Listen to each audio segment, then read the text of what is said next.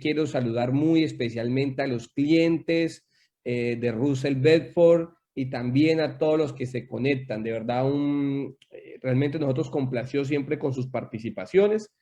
Y vamos entonces a entrar en materia un poco con un artículo que seguramente ustedes ya han escuchado mucho y que también de la misma manera han leído, que es el artículo 651.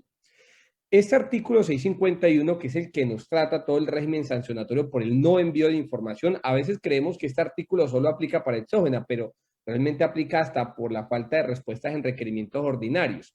Entonces, como su nombre indica, es una sanción por no enviar información, que por cierto tiene un error en cuanto a su hermenéutica, porque el título dice no enviar información y realmente esa no es la única causal, sino que el mismo artículo establece 3 tipos y una cuarta de calcular la sanción, es decir, trata 3 tipos de conductas sancionables que vamos a comenzar a explorar rápidamente. La primera forma de la conducta sancionable tiene que ver cuando se envía la información por fuera del tiempo, y no solamente por fuera del tiempo, que no se envió, sino que tuvo que venir en este caso la administración tributaria a través de un pliego de cargos a exigir el envío del mismo. Eso se le llama no enviar o no suministrar información. Es una de las conductas sancionables más gravosas porque se sanciona con el 5% de la suma de la información no remitida. Para citar un simple ejemplo, yo tenía que presentar 10 formatos y apenas envié 5. La DIAN, a través de pliego de cargos, me exige el envío de los otros 5 formatos. Entonces ahí estaremos hablando del no envío de información. Una de las características que tiene esta conducta sancionable, que es la primera, es que aquí sí tiene que haber de antemano un pliego de cargos por parte de la DIAN. Ahora, vámonos con la segunda conducta sancionable, que es el suministro de información con errores.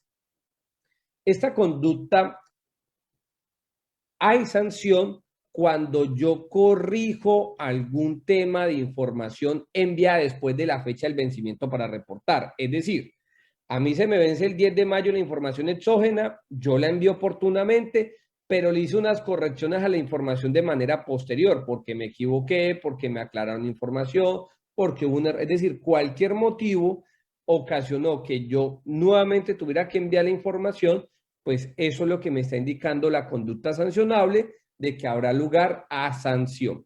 Y hay una tercera que sin duda alguna es una de las más comunes y que ojalá este año no se nos presente, tiene que ver con el envío extemporáneo de la información. Dicha conducta se da cuando, pues es muy fácil, yo envío la información exógena posterior al plazo que tengo del vencimiento. A mí se me vencía el 11 de mayo y el 12 de mayo a las 12:05 AM fue que envié el reporte, ya se fue extemporáneo. Y hay en algunas también, digamos, no es una conducta sancionable, sino que para efectos de cálculo, cuando no hay manera de determinar el valor o una cuantía, se establece un tema sancionatorio con base en los ingresos y con base en el patrimonio. En cualquiera de los casos, cualquiera de estas 4 sanciones, ya hemos hablado que son 3 tipos de conducta, será una sanción máxima limitada hasta 15.000 VTs. Adicional a este tipo de sanción económica, también el no envío de información da lugar al desconocimiento prácticamente de costos, renta exenta, IVA descontable, es decir, desconocimiento de cualquier tipo de derecho para el contribuyente. En la práctica personal nunca he visto la aplicación de esta sanción. Justamente una de las jurisprudencias de unificación habla algo sobre esto, pero en la práctica realmente no la he visto. Entonces, vámonos a hablar de unos temas diferentes porque ya todos pues conocemos un poco este artículo y seguramente como esto viene del año 2016 ya hemos visto también un poco de las gradualidades que vamos a explicar. Quiero hablar de algunos tips particulares sobre estas sanciones. Primero, es un error común que en ocasiones vemos de parte de la administración cuando profiere los pliegos de cargo no identificar la conducta sancionable que corresponde. Usualmente, o cuando pasa de que un contribuyente la envió de manera extemporánea, fíjese que eso es una conducta, envío extemporáneo, a veces el pliego de cargos viene y la saca por no suministro de información. Entonces, a mí se me vencía el 10 de mayo, la presenté el 12, o más bien la presenté 6 meses después, y me llega el pliego de cargos por allá en diciembre diciéndome que yo no envié la información. Entonces, ahí es una de las formas de defensa porque hay que determinar muy bien que hay 3 tipos de conducta sancionable. Eso para que vayamos teniendo en cuenta enseguida.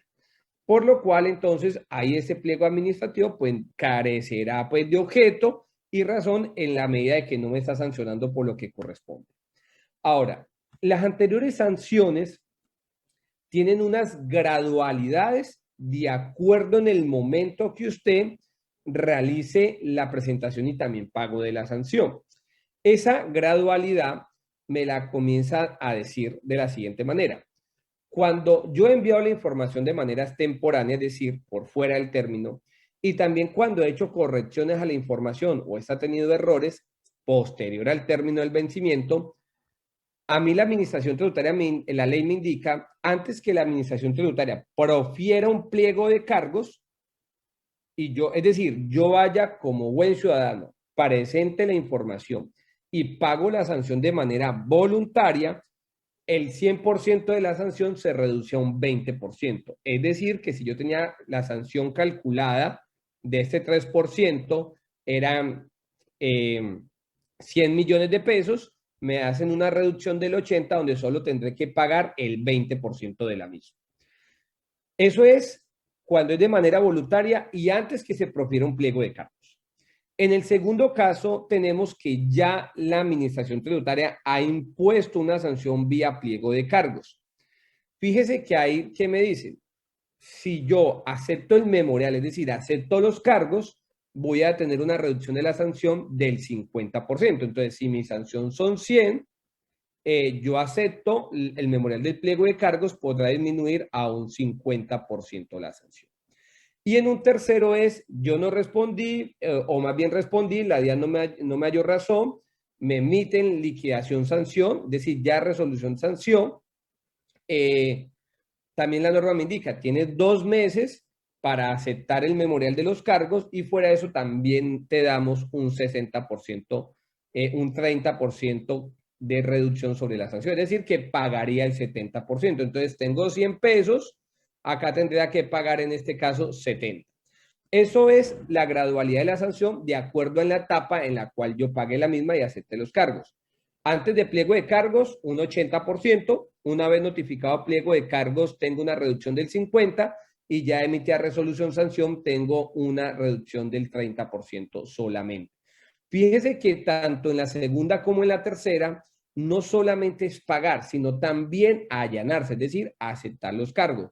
Una jurisprudencia por allá del año 2017 en el cual una persona se acogió a este tipo de reducciones antes de esta ley, pues no manifestó dicha situación, es decir, que se había allanado y por lo cual perdió ese derecho. Entonces, no solo es pagar, sino también manifestar el allanamiento.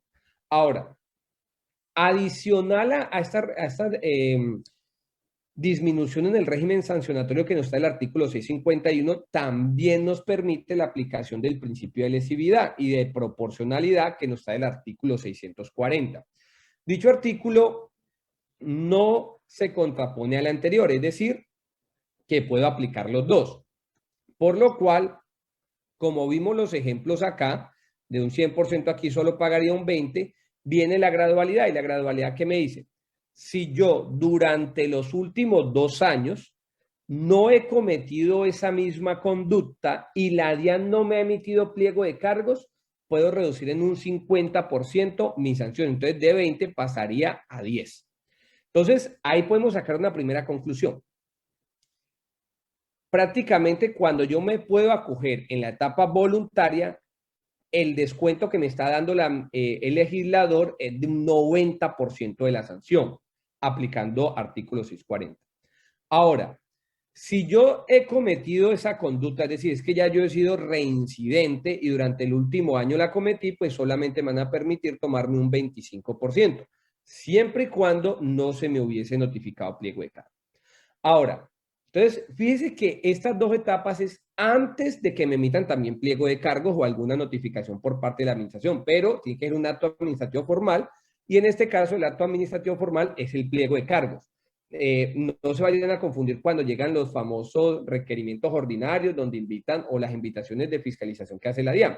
eso no es un pliego de cargo y en ningún momento me obstaculiza tomar estos porcentajes.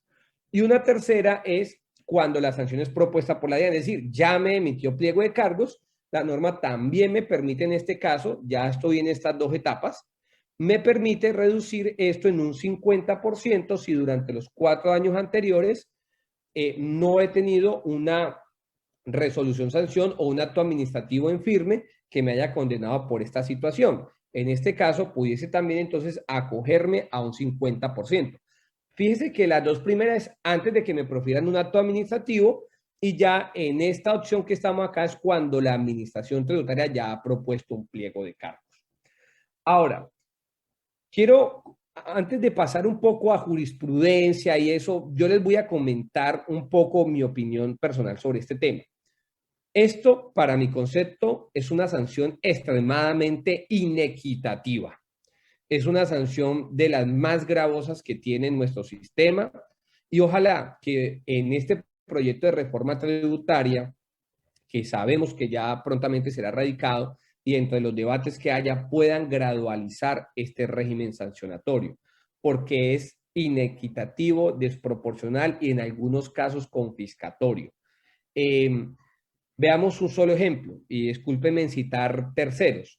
Si una compañía como una entidad financiera, que es algo normal que se equivoquen haciendo exógena por sus cantidades de reporte, pues una empresa que logra obtener ingresos por 2, 3 billones de pesos, pues 534 millones la sanción máxima o 50 millones, pues realmente no le es desproporcional, pero un pequeño contribuyente que tal vez tiene un volumen de grandes de cuenta por cobrar o es una agencia de viaje que su ingreso es así de pequeño, pero producto de su ingreso para terceros muy grande se equivoca, pues enseguida va a tener una sanción de 500 millones. Entonces realmente resulta extremadamente desproporcional, que la cual esperamos en este caso cambie. Ya hemos visto entonces lo que es la disminución del régimen sancionatorio desde el mismo artículo 651 y también aplicando el principio de gradualidad y proporcionalidad y también favorabilidad. Este mismo artículo nos genera un inconveniente que ya vamos a comenzar a hablar de ese tema de la lesividad. Antes de que el artículo 651 fuese modificado con ocasión a la ley 1819, pues también había una gran cantidad de procesos con este mismo régimen sancionatorio. Y fue necesario que en el año 2019, a partir de tanta demanda ante lo contencioso, pues se sacara una sentencia unificada. Y esta sentencia unificada, pues nos habla varios puntos. Primero, trata un tema de la gradualidad de la sanción.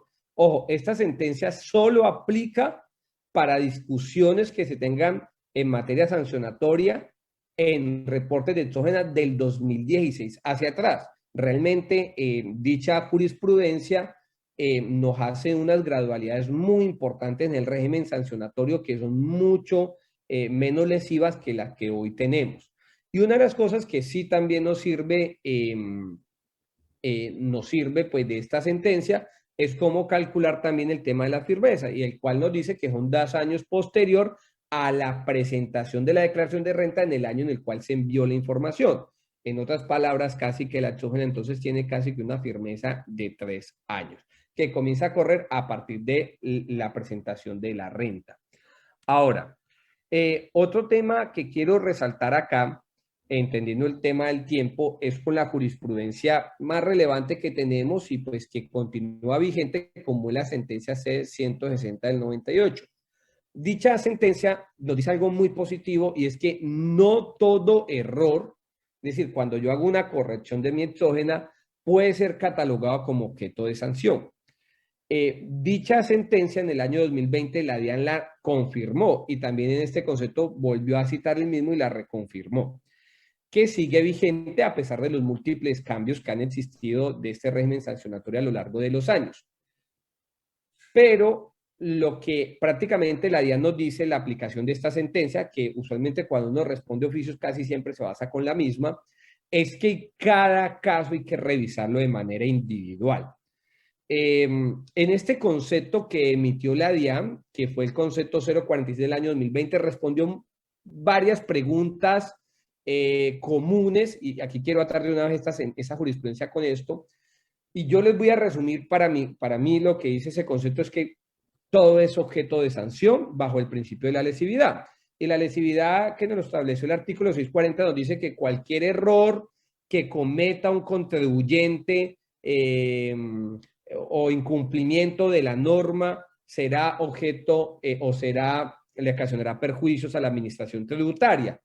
Cosa que primero ese principio de lesividad no lo podemos entender de forma absoluta.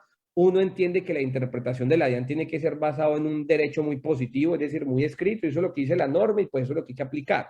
Sin embargo, acá hay que resaltar de que esta jurisprudencia sigue vigente, por lo tanto, cada caso hay que verlo de forma particular. Por tanto, podemos concluir de que no todo corrección en una exógena es objeto de error, como tampoco podemos llegar a considerar de que siempre tenga que haber lugar a una sanción en materia exógena. Yo les pongo un ejemplo para mi criterio. Si a mí la exógena se me vence el 10 de mayo y yo la presento el 11 de mayo a las 12:05 de la mañana, pues uno dirá, ¿qué perjuicio le puedo ocasionar a la DIAN por esas temporaneidades de 5 minutos? Ahí uno entonces tendría que comenzar a estudiar ese principio de lesividad. Otro tema que también quiero resaltar de las jurisprudencias es una del año 2016 que no se debe demostrar el daño, la entrega amorosa es objeto de sanción, es decir, que también la jurisprudencia le ha dado mucha razón a la DIAN que la DIAN puede imponer sus sanciones y no necesariamente tiene que demostrar si hay un daño. Cada situación se tiene que discutir. Y esta, pues, nuevamente nos reitera lo del mismo del año 98, que todo error de forma, la administración deberá demostrar el daño. Fíjense que acá sí me deja claro que son errores de forma. Tilde, que yo reporté la cédula correcta de Roger, pero en vez de poner Roger, puse fue Joaquín. Pues es un error de forma que lo que nos está diciendo casi que esta sentencia es, hombre, no puede catalogar esto como un objeto sancionado. Otro tema que quiero reiterar al momento de calcular esta sanción es no repetir la cifra. Hay números que cuando yo calculo esta sanción, posiblemente ya estoy reportando en otros formatos y no tengo por qué repetir la base sancionatoria. Me hago explicar. Yo en el formato 2276 reporté todo lo concerniente a nómina y resulta que en el formato 1011 vuelve y me pide información de nómina, pero ya en materia general. Yo no puedo sumar las dos porque pues me estaría grabando de forma doble. Entonces, por lo cual, cuando hacemos este tipo de liquidación, tenemos que descontar ello también. Así que la mayor recomendación con este régimen sancionatorio tan extremo es, primero, traten de cumplir con las obligaciones, realmente sean lo más cuidadoso posible y envíenlo con la mayor antelación, primero. Segunda recomendación, tenga mucho cuidado con la firma. No espere el último día para validar si puede firmar o no. Y en especial, la mayoría de los colegas tienen logueados sus usuarios ahí en la DIAN. Entonces uno entra, pone el NIE e ingresa. Este año nos pasó unas situaciones muy tristes donde vimos unos casos donde cuando fueron a enviar la información, como tenían grabado y logueado el representante legal, se loguearon con el representante legal y no con la persona jurídica. Y toda la exógena la enviaron con el representante legal. Primero, el representante legal no tenía que reportar y dos, se fue extemporánea entonces la información. Entonces, a tener mucho cuidado con estos temas para no caer en ese régimen sancionatorio. Y en especial, esperemos entonces de que con esta nueva reforma tributaria, pues vengan y hagan nuevamente una gradualización de este régimen sancionatorio.